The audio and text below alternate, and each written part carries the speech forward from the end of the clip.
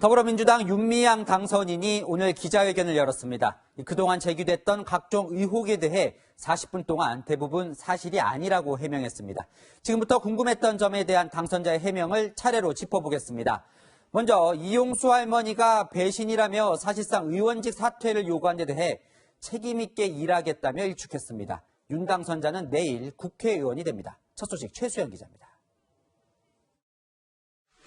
위안부 할머니들을 상징하는 나비 모양의 배지를 달고 나타난 더불어민주당 윤미향 당선자는 사퇴 뜻이 없음을 분명히 했습니다. 국민 여러분께서 납득하실 때까지 소명하고 책임 있게 일하겠습니다. 내일부터 21대 국회의원 임기가 시작되는 만큼 국회의원으로서 의혹 제기에 맞서 나가겠다는 취지입니다. 민주당 내 일부 사퇴 요구도 일축했습니다. 마찬가지입니다. 당내에서 사퇴 권유 있었나요? 아니, 없었습니다. 검찰 수사에 대해서는 자신감을 보였습니다.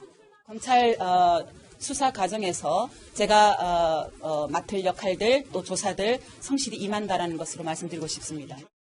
국회의원 신분이 되더라도 불체포 특권을 활용하지 않고 검찰 소환에 응하겠다고 밝혔습니다. 검찰 수사 과정에서 제가 소명해야 될 것 피할 생각이 없고요. 제 직을 핑계로 그것을 피하고 싶은 생각도 없습니다.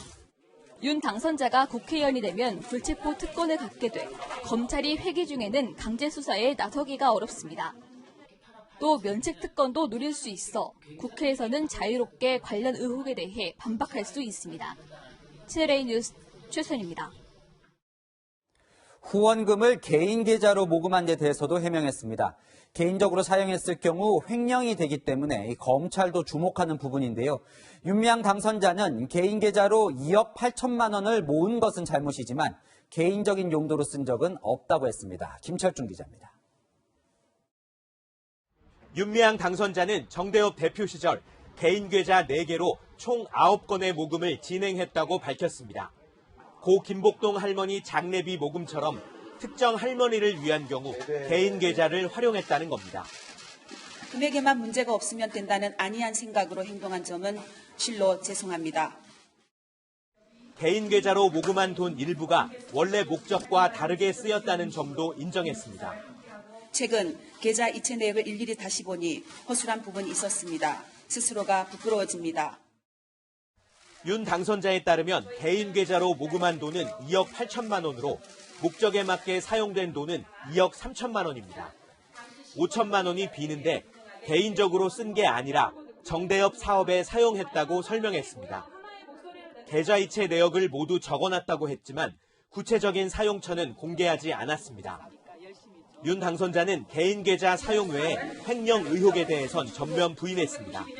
실제 입장문 발표의 상당 시간을 자신과 가족이 매입했던 주택 5채의 자금 출처를 설명하는 데 할애했습니다. 정대협 자금이 아니라 자신과 가족 돈으로 마련한 것이라고 강조했습니다. 특히 2014년부터 개인 계좌를 써왔기 때문에 2012년 이뤄진 경매아파트 구입에 후원금을 유용했다는 주장은 앞뒤가 맞지 않는다고 반박했습니다. 하지만 관련 입증 자료는 제시하지 않았습니다. 채널A 뉴스 김철중입니다. 비싸게 사고 싸게 팔았다는 안성 쉼터 의혹도 있었죠. 윤미향 당선자는 아버지를 관리인으로 채용한 것만 사과했을 뿐 이 다른 의혹은 부인했습니다. 강은하 기자입니다.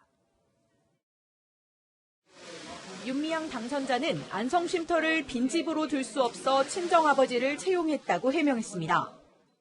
저희 친정아버지를 안성 힐링센터에 직원으로 채용했던 것은 잘못되었다라는 말씀을 드리고요. 그 점은 다시 한번 죄송하게 생각을 합니다. 하지만 그 외 안성쉼터 관련 모든 의혹은 전면 부인했습니다. 안성쉼터를 시가보다 4억 원 이상 비싸게 매입했다는 의혹에 대해선 오히려 매매가를 낮췄다고 반박했습니다. 안성시 금강면 상준이 주택은 실평수 60평의 신축 건물이었습니다. 당시 주택 소유자는 9억에 매물로 내놓았던 것입니다. 최대한 노력해 9억 원의 매매가를 7억 5천만 원으로 깎았고 이 과정에서 횡령 같은 부당 이득은 없었다는 겁니다. 지난달 안성쉼터를 매각해 3억 3천만 원의 손실이 발생한 건 역시 시세대로 매각했던 것이지 헐값 매각은 아니라고 주장했습니다. 오랜 시간 매각이 지연되는 점으로 인해 결과적으로 기부금에 손해가 발생한 점에 대하여 저도 너무나 안타깝게 생각합니다. 윤 당선자는 정 의원과 마찬가지로 교통이 편리해 안성에 쉼터를 구입했다고 설명했습니다. 하지만 고령의 위안부 피해자 할머니들이 접근하기엔 거리가 멀다는 지적에 대해선 해명이 없었습니다. 채널A 뉴스 강은하입니다. 윤미향 당선자는 이용수 할머니에 대해서는 사죄를 했습니다. 하지만 소통을 못했다는 말 외에 무엇을 사죄하는지는 명확히 밝히지 않았고 할머니에게 드려야 할 돈은 다 드렸다고 했습니다. 이용수 할머니 측은 추가 입장을 밝히겠다고 했습니다. 강병규 기자입니다. 이용수 할머니는 지난 25일 윤미향 당선자의 진정성 없는 사과를 비판한 바 있습니다.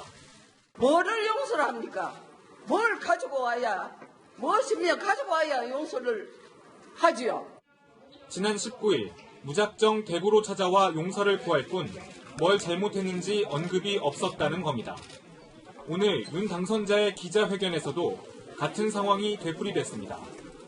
30년이라는 세월과 달리 할머니께 충분히 소통하지 못했고 또 할머니가 배신자로 느낄 만큼 제가 신뢰를 드리지 못했다라는 것, 그것은 할머니께 지금이라도 사죄 말씀을 전하고 싶고요. 소통을 충분히 못했다고만 할 뿐 무슨 일로 사죄하는지는 언급하지 않았습니다. 또 할머니께 용서를 구한다면서도 당장 찾아갈지에 대해서는 말을 아꼈습니다. 할머니께 용서는 계속 구할 생각입니다. 그럼 조만간 찾아가실 계획이 있으세요? 할머니가 만나주신다면요. 자신이 2012년에 이용수 할머니의 비례대표 출마를 만류했다는 주장에 대해선 기억이 잘 나지 않는다고 했습니다. 그 구체적인 정황은 제가 사실은 기억이 나지 않습니다만은 아마 그냥 할머니가 진짜로 그렇게 국회의원을 하고자 한다라고 받아들이지 않고 윤미향 당선자는 이용수 할머니와 관련된 언급에서는 몸을 더 낮췄습니다. 일본군 성노예 피해자란 아픔만으로도 존중받고 보호받아야 한다며 할머니를 향한 비난은 멈춰달라고 말하기도 했습니다. 이용수 할머니는 대구의 찻집에서 윤미향 당선자의 기자회견을 지켜본 것으로 전해졌는데 할머니 측은 다 보지 않고 잠깐씩만 봤다고 말했습니다. 할머니 측은 회견 내용을 천천히 검토한 뒤 추가 입장을 밝히겠다고 말했습니다. 채널A 뉴스 강병규입니다.